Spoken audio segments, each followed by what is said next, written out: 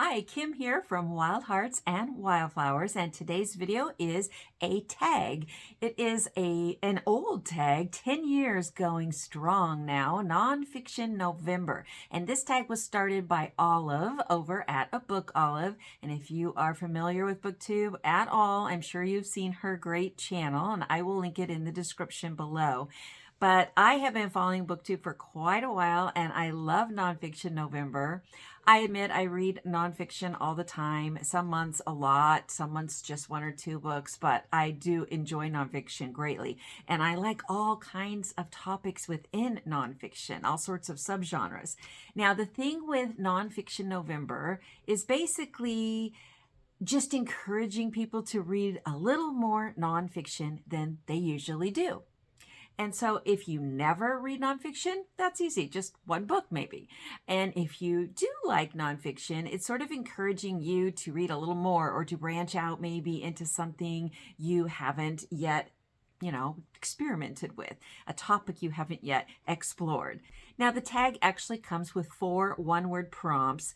Probably a lot of people already have quite a few nonfiction books and topics that they're interested in, but if not, these prompts might help you. Now, personally, I'm not going to be using any of the prompts because I have so many nonfiction books that I really want to get to reading as soon as possible, and so many topics I'm interested in that I just don't need any prompts to get me going. But it's an interesting idea, and if you want them to maybe jumpstart your choices or just to see what they are, I thought I'd include them here for you. They are code, path, shot, and join. And you can interpret those prompts any way you would like.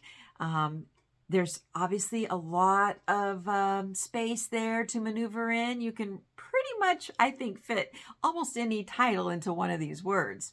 I know that when I was looking at the books that I'm interested in, I could have fit them into some of these prompts if I wanted to, but I'm not going to do that. I'm just going to, put forth a pile of possibilities. Yeah, I'm going to have 8 books in that pile of possibilities. Do I think I'm actually going to get to all 8 of those in November, in 1 month? No. A couple of them are quite long, and a couple of them are quite dense reading I'm looking forward to, but still nonetheless dense. So no, I probably won't finish them all, but I'm hoping that I'll finish several. And this gives me a little bit of freedom to follow the mood I'm in or not in any particular day in November. So I still feel like I have some choice because I'm really not a strict TBR reader at all. So I've got 8 books for this pile of possibilities for NonFiction November, and I'm going to share them with you now. And they do cover several different subgenres within nonfiction. So the first 2 books in my pile of possibilities are science related. And the first one was published in 2023, written by science journalist Jamie Green. It's entitled The Possibility of Life, Science, Imagination, and Our Quest for Kinship in the Cosmos. Now, this book basically goes back and looks at all the interesting history of humanity's relationship to space and our, knowledge of it, our discoveries, our eventual exploration of it. And so there's a lot of interesting history in the beginning, but then there's also a lot of up-to-date research on the latest scientific stuff. And I know I'm going to really enjoy that. But more than that, it delves, from what I understand, into some philosophical questions that humans ask when it comes to exploring space, when it comes to looking for life out there in the cosmos. And one of the core questions that it addresses is, what does it mean to be human anyway? So I'm really looking forward to getting to this book and reading it. I've had it on my to-read, mental list since I saw it was going to be coming out in 2023. And it's been sitting in my Kindle waiting for me to read it for some time now. So I'm hoping that November will be the month I get started on it. And the second book in my pile of possibilities that's science related and also in ebook format is Pathogenesis, A History of the World in 8 Plagues, written by Professor Jonathan Kennedy and published in 2024. I think it was this past March. Now, mankind has generally, for the most part, thought of itself as, very powerful and very much in control of the way history has played out through the years, that it's because of, our brains and our brawn that things have happened the way they have, for good or evil. And whatever that even means, depending on moral ethics of the time. But this book argues that it's actually the microbe that's been in charge. So let me read to you a little bit from the synopsis for pathogenesis. It says, drawing on the latest research in fields ranging from genetics and anthropology to archaeology and economics, pathogenesis takes us through 60,000 years of history, exploring 8 major outbreaks of infectious disease that have made the modern world. Bacteria and viruses were protagonists in the demise of the Neanderthals, the growth of Islam, the transition from feudalism to capitalism, the devastation wrought by European colonialism, and the evolution of the United States from an imperial backwater to a global superpower. Even Christianity rose to prominence in the wake of a series of deadly pandemics that swept through the Roman Empire in the 2nd and 3rd centuries. Caring for the sick turned what was a tiny sect into one of the world's major religions. By placing disease at the center of his wide-ranging history of humankind, Kennedy challenges some of the most fundamental assumptions about our collective past and urges us to view this moment as another disease-driven inflection point that will change the course of history. So obviously, triggered by the pandemic that we've had most recently, I'm really eager to see what Kennedy draws from history and from what's happened recently and what he then projects onto our future. This was a book that was highly acclaimed when it came out earlier this year. And, well, I'm curious to see, like I said, what it's all about. Now, the next book in my pile of possibilities is semi-science related, but it's a memoir. It's written by a doctor. That's how it's science related. Dr. Michelle Harper published this book in 2020, memoir of her time in the ER, basically. She does talk about her childhood and how that shaped her, but the bulk of this book is all about specific experiences she had with specific patients in the ER. Now, the book is called The Beauty in Breaking, and I have a copy right here that I got from the library. And you can see I've already started reading it. So yeah, I'm actually kind of cheating. I was in the car one day earlier this week and I had some free time and the book was sitting there and I couldn't help myself, okay? It was really calling me. So I started it and it is good. So far, have been reading about her childhood, but she writes in a very compelling style and it's not long and drawn out. It's actually not a long book, but I'm really looking forward to getting to the part where she is dealing with the patients because she actually draws the theme of the book all about how every human is broken and needs to heal and how she learned that more thoroughly and more deeply through her experiences with her patients. And so she's going to take us along with her as she learned this and show us those lessons in a very tangible, interesting, and profound way, really, from what I've seen already. So I am definitely going to be reading this in November. Next up, I have a biography that sounds pretty amazing. It's called Woman, Captain Rebel, the extraordinary true story of a daring Icelandic sea captain. Now, this was written by Margaret Wilson and was just published last year in 2023. And let me tell you all about it by reading you the back cover. Every day was a fight for survival, equality, and justice for Iceland's most renowned female fishing captain of the 19th century. History would have us believe that the sea's always been a male realm. The idea of a female captain's almost unthinkable, but there is an exception. So notable, she defies any expectation. This is her remarkable story. Captain Thurder, born in Iceland in 1777, lived a life that was both controversial and unconventional. Her first time fishing on the open, unprotected rowboats of her time was at age 11. Soon after, she audaciously began wearing trousers. Later, she became an acclaimed fishing captain, brilliant at weather reading and seacraft, and consistently brought in the largest catches. In the Arctic seas, where drownings occurred with terrifying regularity, she never lost a single crew member. Renowned for her acute powers of observation, she also solved a notorious crime. I can't wait to hear about that. And in this extremely unequal society, she used the courts to fight for justice for the abused, and in her 60s embarked on perilous journeys over trackless mountains.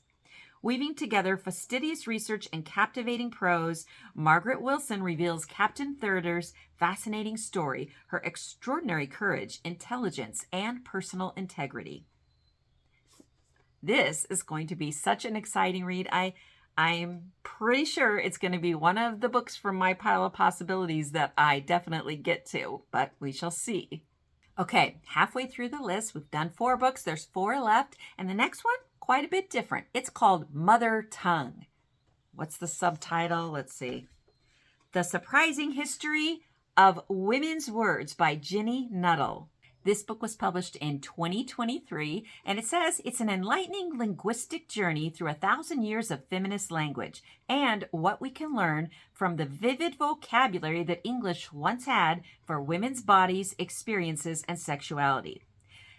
Well, that sounds intriguing enough on its own, but I happened to stumble upon this book in the bookstore and spent a good 20 minutes skimming through it here and there, and it looks absolutely fascinating. I can't wait to get into this. It says Mother Tongue is a historical investigation of feminist language and thought from the dawn of Old English to the present day.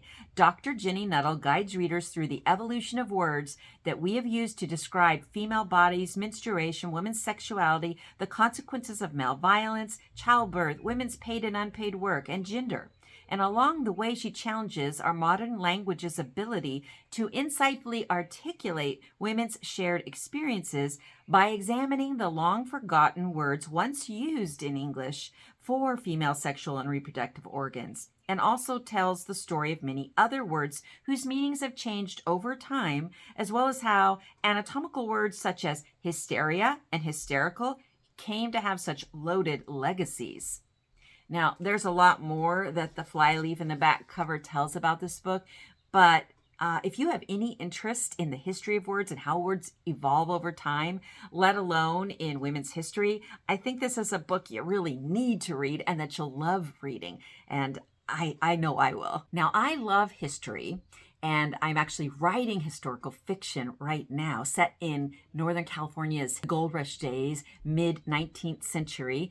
And I was just flabbergasted and overjoyed a few years ago. Well, actually, the year this book was published, 2017. So now that's what? 7 years ago? Oh my gosh, time goes by so fast. Anyway, when this book was published that I'm going to share with you now, I was fortunate enough to have a meeting with the author and discuss the book with her and get the book signed by her. That was fun. And I read that year that I got the book, the first half of it. And then many things happened in my life that set me off the path of writing intensely. But I'm now back on it. And now I want to get back to this book. I'm going to start it all over again and enjoy it for the thorough research and wonderful descriptive and detailed prose that is involved in it. So this is a nonfiction book, California Standoff, Miners, Indians, and Farmers at War, 1850 to 1865, written by Michelle Shover, and again, published in 2017, set in the counties all around here where I am writing about in far northern California, where the Maidu lived, and it's just a very, very controversial time period, a very exciting time period, and Michelle Shover wrote about it in a very enlightened way, exploring things from all sides, and it is so, what's the word I'm looking for? It's so refreshing to read a history that is not biased completely toward, the white settlers and the white miners that were here at the time. It really goes into all different viewpoints well, of the farmers and the miners and the Native Americans that were here at that time. It doesn't explore, all the miners who came over like the Chinese, because that's not the topic of the book. But it is absolutely fascinating. I remember that, and I remember thinking, wow, I've never read, in all the research I've done of the time period in the area, any other book that looked in such a detailed way at the incidents that were occurring around here at that time. So very happy to get back to that book. And if you have any interest in California, yes, the mining, the gold rush, but also what was going on between the Native Americans that were here and the settlers, the people that wanted to come in and set up farms and ranches in this very rich agricultural valley, the struggles that happened, and the people that were on both sides of the issue, not just the Native Americans and the whites, but also amongst the whites, the very big differences of opinions on what should be done and not be done in relation to the Native Americans who were here. Quite a intriguing history, quite a sad history, quite a times violent history, but a history we all need to know more about, especially if we're Americans, and a history that definitely you can't write in this time period, or any time period for that matter, without really delving into the actual history and context of what was going on before, you place your fictional characters within it. My 7th book in my pile of possibilities for Nonfiction November is one you probably are familiar with because it's been super popular this year. This author, Kate Moore, also wrote another popular book you're probably familiar with, The Radium Girls. But this book, The Woman They Could Not Silence. One woman, her incredible fight for freedom, and the men who tried to make her disappear. Yeah, this book, it is an incredible story, and it's kind of long, but definitely worth it. This book is a story that, like The Radium Girls, just begs to be told, and one that needs to be told. And I'm so glad that Kate Moore did write it. So this book is set in 1860, and it's about a housewife, a mother of 6, and a big battle that she's about to face down. As the clash between the states rolls slowly to a boil, Elizabeth Packard is facing her own battle. The enemy sits across the table and sleeps in the next room. Her husband of 21 years is plotting against her because he feels increasingly threatened by Elizabeth, by her intellect, independence, and her unwillingness to stifle her own thoughts. So, her husband, Theophilus, makes a plan to put his wife back in her place, and one summer morning, he has her committed to an asylum.